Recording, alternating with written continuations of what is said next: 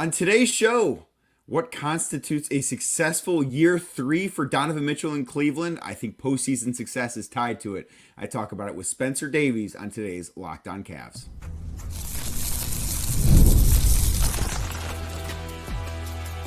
You are Locked On Cavs, your daily Cleveland Cavaliers podcast. Part of the Locked On Podcast Network, your team every day. What's up, everybody? I'm Danny Cunningham. You might know me from my time covering the Cleveland Cavaliers, places like 92.3 The Fan, Cleveland Magazine, and a number of other stops along the way. Thank you again for making Locked On Cavs your first listen every day. You can check out the show anywhere you get your podcasts, Apple, Spotify, anywhere else. Drop us a 5-star rating, leave a nice review as well. Also, check us out on YouTube. Just search Locked On Cavs. If you're watching this video right now, click that thumbs up button for me, hit subscribe, and click the notification bell as well so you get the latest Locked On Cavs content as soon as it is up and available. A proud part of the Locked On Podcast Network, your team every day. Today's show is brought to you by Gametime. Download the Gametime app, create an account, and use code LOCKEDONNBA, that's LOCKEDON NBA for $20 off your first purchase. Terms do apply. On today's show, we're talking Donovan Mitchell. It's year three in Cleveland for him, and I brought Spencer Davies of Cavs Insiders and a number of other places.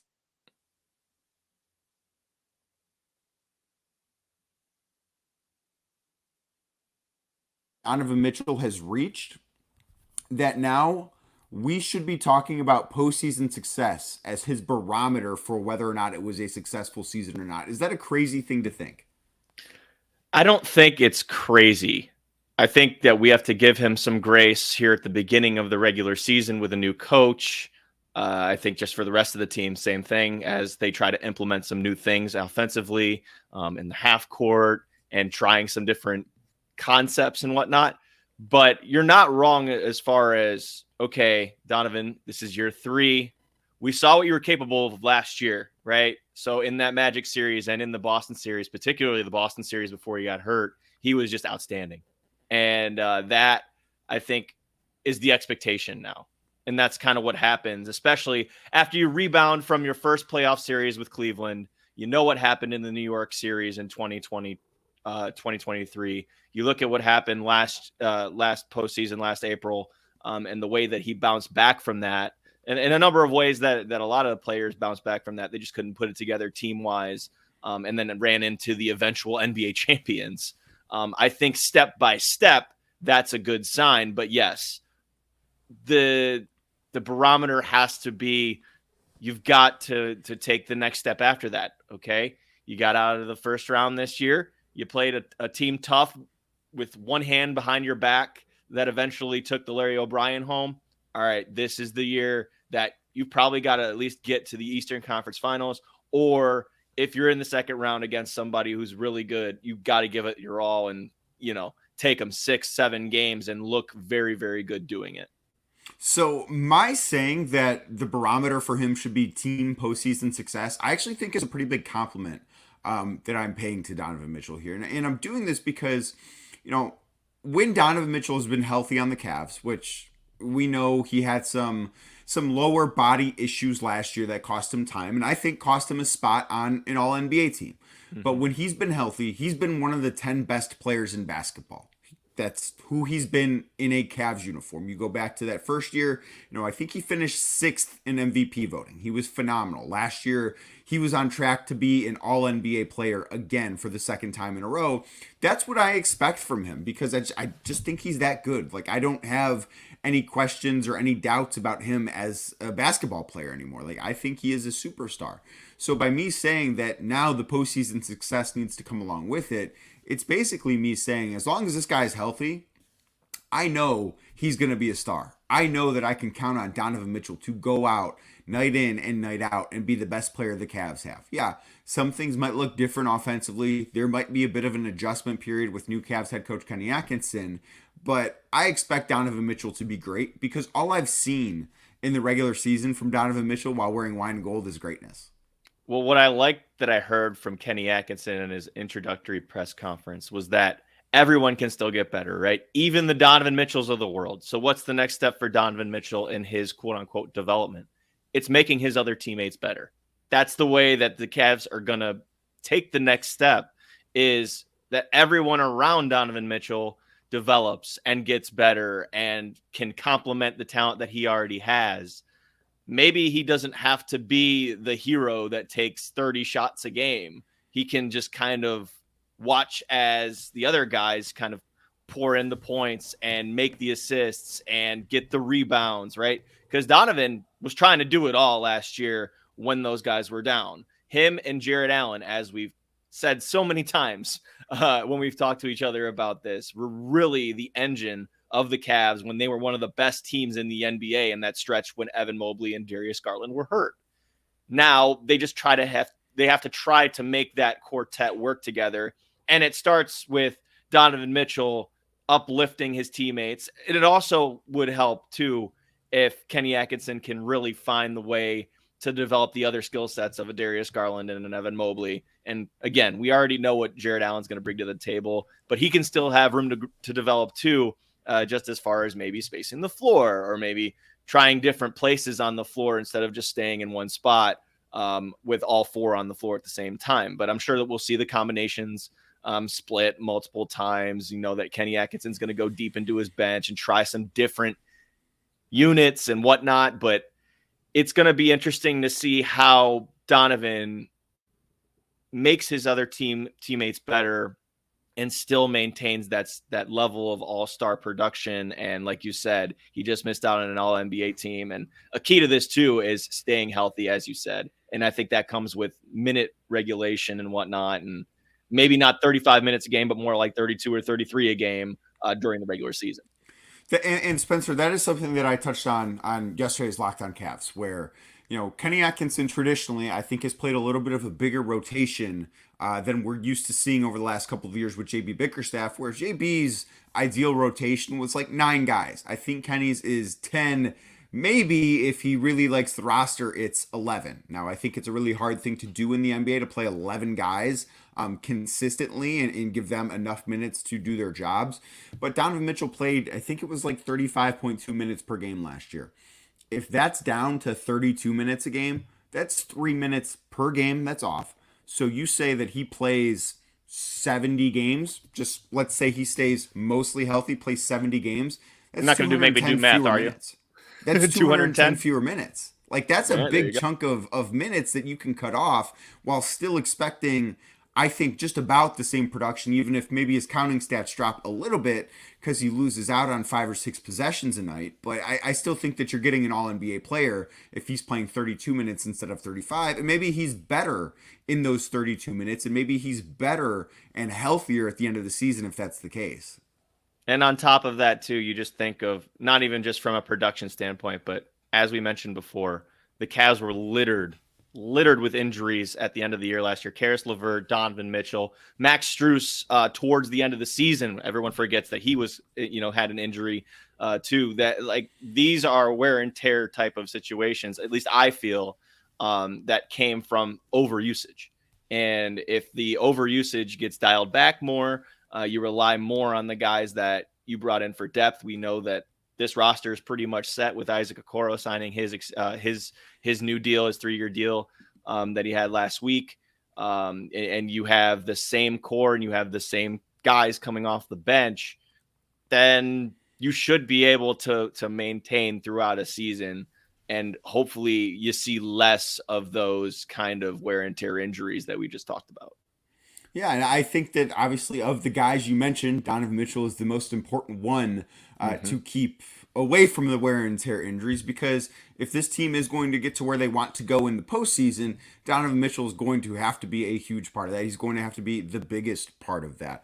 One of the things that I do want to talk about, because we've seen Donovan Mitchell play a certain way in a Cavs uniform, and we've seen him play with certain players in a Cavs uniform. I'm talking as far as rotations go, lineups go, pairings with a certain big guy. I want to talk about what Kenny Atkinson should keep the same as it pertains to Donovan Mitchell, and what Kenny Atkinson should change this year as far as Donovan Mitchell on the floor for the Cavs. That's straight ahead right here on Locked On Cavs. Today's show is brought to you by FanDuel. I've told you a lot about FanDuel lately. Why? Because FanDuel is America's #1 sportsbook. And NFL fans, listen up right now, because you can start off the season. I know we're 3 weeks in here, but you can start off the season with a big return on FanDuel. That is FanDuel, America's #1 sportsbook. What you need to do is when you place your first $5 bet on FanDuel, you get $200 in bonus bets guaranteed. So maybe this weekend you like Cleveland going to Vegas, 1.5 point favorites on the road. Not often Cleveland is a road favorite, but they are this weekend out in Vegas. Maybe you think that's a great line. Maybe you think that they're going to bounce back after the brutal loss at home to New York this past weekend, or maybe you think things are trending down in Cleveland and you think that Vegas is going to be able to take that one home. Take Vegas plus the points. I think that could be a pretty good spot to be in. I know Vegas coming off of a bad loss of their own, but we'll see what happens this weekend. But all you have to do, bet $5 there, and you get $200 in bonus bets guaranteed. Plus, one of the cool things about FanDuel is right now, if you get a hunch, or not right now, whenever, if you get a hunch in the middle of a game, if you're watching, you say, oh, I don't like how this is trending. I don't like how this game is going right now. I think something different is going to happen than I thought before the game. You can check out the latest stats, view live play-by-play, so much more, and then make live bets inside the FanDuel app. It's the place to go. It's where I go on Sundays. It's where you should be going on Sundays too, as you are enjoying NFL football. Because what is a Sunday without FanDuel? I don't think it's getting the most out of your day. So like I said, when you place your first $5 bet, you get $200 in bonus bets guaranteed. Just visit FanDuel.com. That's FanDuel.com today. Thank you again for making Locked On Cavs your first listen today and every day. Have a great week so far. Like I said on yesterday's show, if you missed the Max Strus interview, go back, check that out. It should be in your podcast feed, or just search Max Strus Locked On Cavs on YouTube and you will be able to find it. Also, going to be doing a mailbag episode on Friday. So if you've got questions about the Cavs, it's going to be my last off-season mailbag. Drop them in the comments below, or you can tweet me at Real D Cunningham. So Spencer, one of the things aside from a very heavy minutes load that we have seen from Donovan Mitchell under JB Bickerstaff in Cleveland the last couple of years, I think we've seen a pairing between him and Jarrett Allen that has worked very well. But I wonder if that is the thing. Is that what Kenny Atkinson should keep going with? And what do you think Kenny Atkinson should change about Donovan Mitchell's game now that he has the chance? I think that you can continue it, but you don't want it to be the main usage that happens, if that makes sense. You want everybody in that core four. You want everyone in that core four to have chemistry together. They're the guys that you're paying the most money to. They're the guys that you're seeing as your future and have invested in as your future, that are all supposedly going to be here for the next 3-4 years. So you have to make sure that all of them have the same chemistry together. And that goes for the bigs and the smalls as well. Like Darius Garland and Donovan Mitchell, I feel like they know how to play together. They've just kind of had some very interesting circumstances around why they haven't connected over the last year or so. And that has to do also with Darius Garland being injured, right? So I don't think that's a lot of it has to do with that. Like if you look at their first season together, Spencer, I thought they were terrific. But I think when you bring in all of the issues that Darius Garland had in terms of just missing time and not finding a rhythm last year, I think that is the biggest thing to blame as far as why people even have the ability to question that partnership. No doubt. And people have memory of a goldfish. They don't remember 2 years ago. And then you think about the chemistry between Jarrett Allen and Evan Mobley. What was one of our favorite plays when that duo was established? The high-low, right? The high-low, the lobs, the playing – whether it was Jarrett Allen or Evan Mobley on the block, being able to figure out where their partner was going to be in the dunker spot. Now you look together, Darius Garland and Jarrett Allen. I wonder how that went the first time that they got together. Lob City, they were just absolutely perfect for each other because Darius was using pick and rolls, and Jarrett Allen, as we know, is one of the best in that situation. Evan Mobley, a little different. Evan plays more in the dunker spot. He's trying to stretch the floor a little bit more, less back to basket. Face-up guy. Maybe you figure out ways how Evan Mobley, when he's bringing the ball up, because we've heard that that's going to happen a little bit more this coming season and his development is him handling the ball and initiating. He can work around Darius Garland and Donovan Mitchell coming off the ball there. That I think is going to be something brand new that we're not used to seeing a little bit more consistently, at least. And that has to do with Darius Garland making sure that he's shooting 10 threes a game. We have to make sure that Evan Mobley, when he's finding Donovan Mitchell on cuts, or if he's following him on dribble handoffs, that he's shooting right away, which we know that Donovan Mitchell will never be hesitant to do. But that entire core four needs to figure it out together, all individually, really, because I think that Donovan Mitchell and Evan Mobley towards the more close to the end of the playoffs for the Cavs last year showed some chemistry together. And that's a good sign that when Donovan Mitchell had the ball in his hand, was able to figure out Evan's spots and to figure out good places to put it for him when he's, going in the air for a dunk or something like that. I think that got better. But that I think is the only small, big combination that needs work. Otherwise, it's about the entirety of that quartet figuring out how to play with each other in the different 2-and-2 combinations. So I would like to see that small, big combination improve. I'd like to see them get more time together. But ultimately, I do think the Cavs are going to be able to fall back on Donovan Mitchell's time with Jarrett Allen and I think part of it is Jarrett Allen is a much better screen setter than Evan Mobley right now at this point in his career. Like, he's just better at that thing. And Donovan, for the most part, has always played with somebody that's like that, because you think back to his time in Utah playing with Rudy Gobert, who, at that point was probably the best screen setter in the NBA. So one of the things that I do wonder, and I'm very curious your thoughts on this, what about running say Evan's playing center in these lineups with Donovan. So you've got Jarrett Allen and Darius Garland off the floor.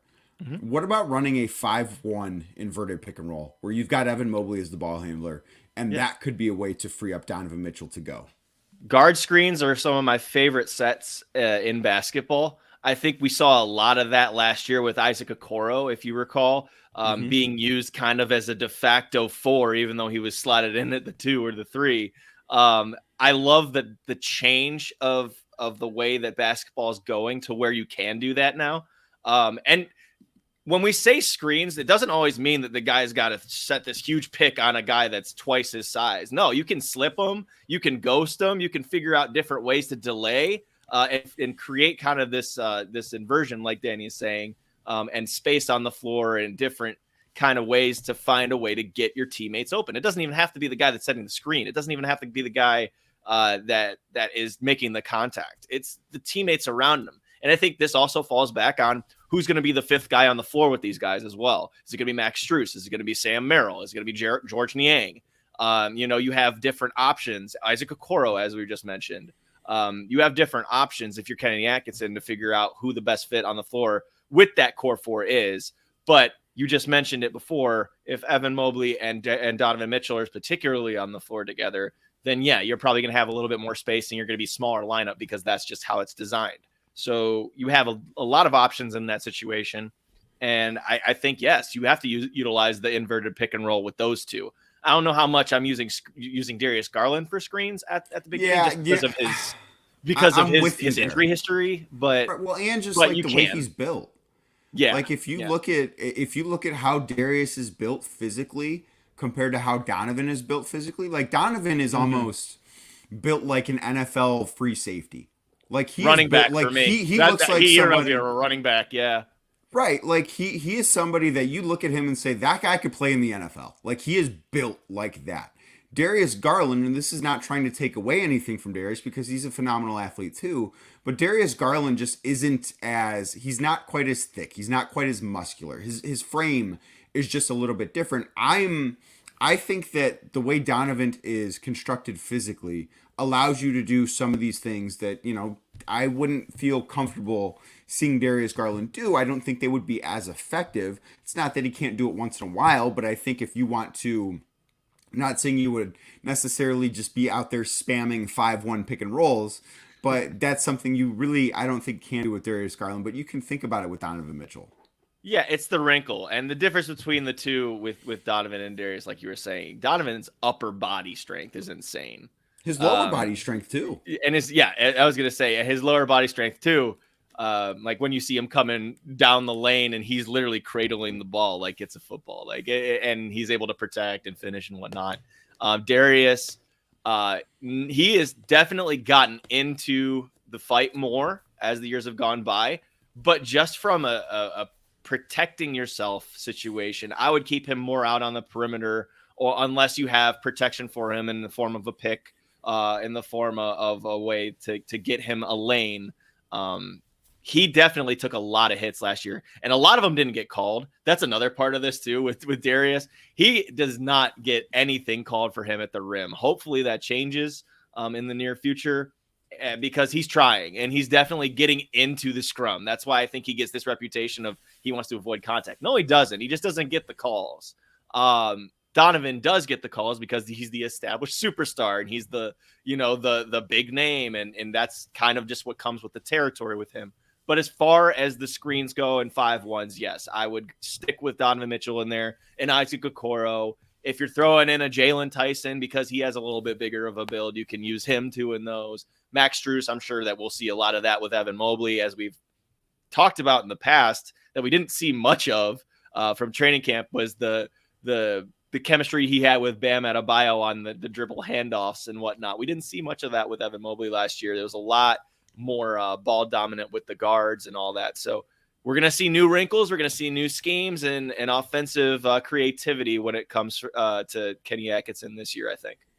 Right, and I do want to be clear about the Darius Garland setting screen thing. Like, it's not a mentality issue. I don't think it's a him shying away from contact. I just think the way he's physically built, it doesn't make sense to have him doing that. Like, it's not effective. It's not as effective. Right. Like, it's not Darius is soft. That is not this conversation. It's correct. Darius probably needs to put on about 20 pounds that Donovan Mitchell has already on him to be effective in doing this, and that's what's best for the Cavaliers. Mm-hmm. So I mentioned at the top of the show, what is best for Donovan Mitchell is postseason success.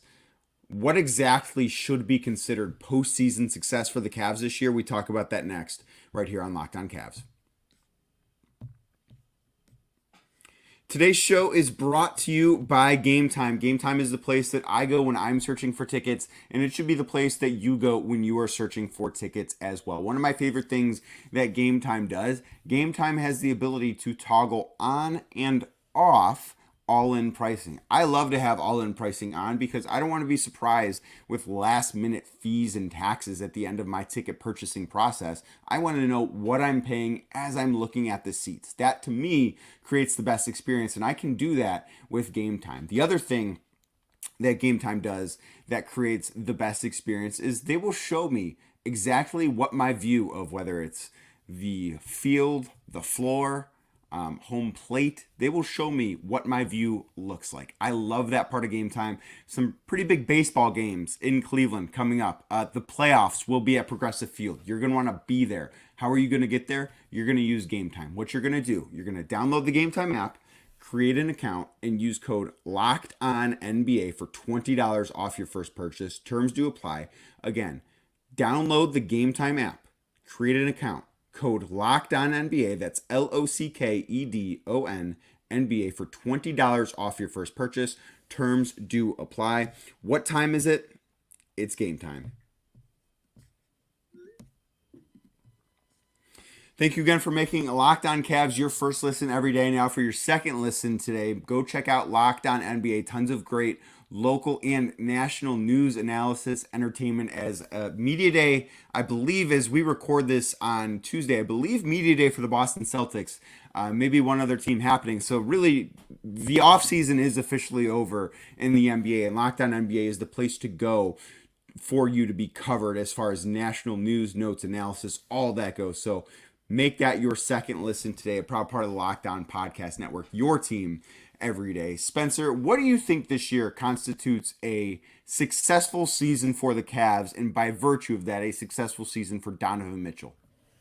I don't want to give them an out because they have a new coaching staff. It's the same roster. It's the same team that got to the playoffs 2 years ago, got to the playoffs last year, and almost, took the Celtics to the brink with a very hampered roster. Despite a 5-game series, if you look at the results of those games, that was a much better played series than it looks like on paper. This team needs to get to the Eastern Conference Finals. If that's how you look at success is step by step, then by default, that's what needs to happen. There's no, even if there's injuries and whatnot, that you got to figure out a way. Got to figure out a way, and the East isn't getting any easier. That's just the reality of the situation. You got to hold them to that expectation. Forget about what happens in the regular season, ups and downs. If they go 47-35, who cares? It's about the postseason. It's about April and what they do from then on. That is the barometer, I think, that needs to be said and needs to be held accountable to for everybody in the building. So the only thing I'll push back on there, like in the regular season one, I do think they should win a lot of games. Like I just think this team is built to be a really good regular season team. I felt this way last year, but obviously the injuries sort of changed things as far as how they performed before the playoffs began. Their record won't matter a ton, but if they're in the play-in going into the postseason, that I think is a disaster. But I'm Correct. with you. This is a team that should have goals to be in the conference finals this year.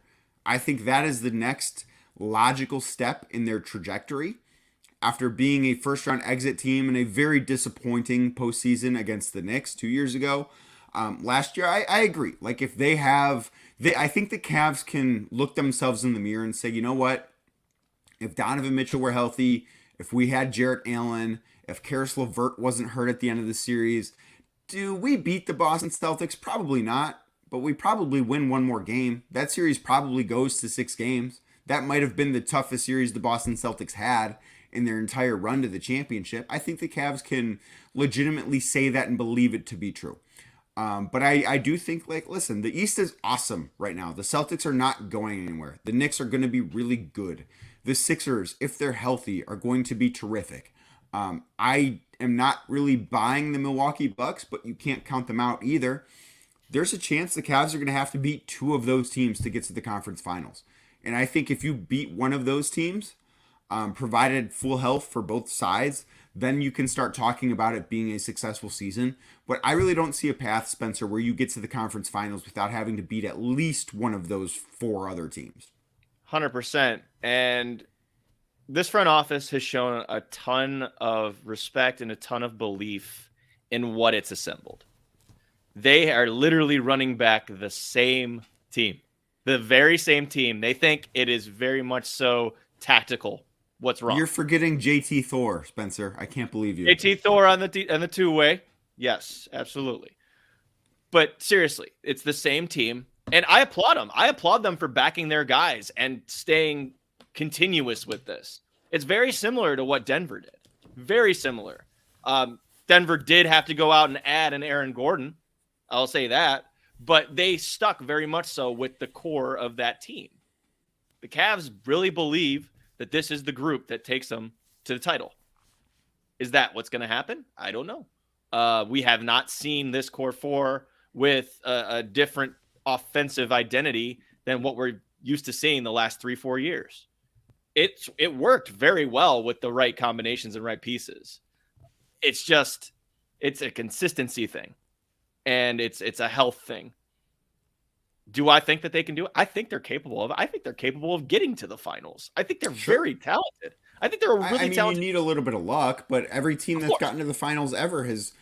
Okay, not every team that's gotten to the finals ever has gotten a little bit of luck, but a lot of them have. Yeah, exactly. I mean, you just look at the roster. Donovan Mitchell is an MVP candidate every year. Right. Darius Garland is a one-time All-Star who's been fallen about bad luck last year and even the year before that. And if you want to look at getting hit in the face, Jarrett Allen is absolutely capable of being a multi-time All-Star. And then Evan Mobley, you look at him, and he hasn't even scratched the surface of his potential yet offensively. There's a lot of factors here. And you look at the guys surrounding them, if they're just knocking down their shots and putting better positions to knock down their shots. Max Strus, George Niang, these guys, they light it up from deep usually. Last year, that wasn't the case consistently. Again, maybe different concepts are going to allow them to be more successful. Defensively, I'm not worried about this team. Even if they dip to the second half of the below the top 10, whatever it may be. If they dip a little bit, who cares? It's an offensive league at this point.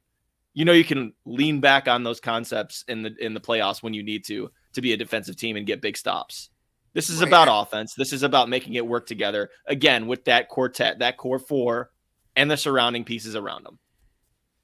Yeah, and I think the defense might take a little bit of a dip this year, but I don't think that matters. Like they still have the bones of a top 10 defense. I still think they'll be top 10. I just don't think that we're going to be talking about them as the best defense in basketball, partially because I think they're going to play faster, and that's going to lead to some higher scoring games, and they're just not going to be as good on that end, but they'll be better offensively. And if they're going to get to where they should want to get to, which you and I both agree is the conference finals, they're going to need a lot of Donovan Mitchell, and they're going to need a lot of offense. Spencer, where can everyone find your work? Yep, no problem. I'm at Spin Davies on both Twitter and Instagram. You can look at my work on CavsInsider.com. We are Cleveland Cavaliers on SI now. So that will be si.com/NBA, si.com/NBA/Cavaliers. We will be doing a lot of stuff on video just like this. So definitely check that out. I'm sure we're going to have a lot to come multimedia wise through this season. I'm very excited about.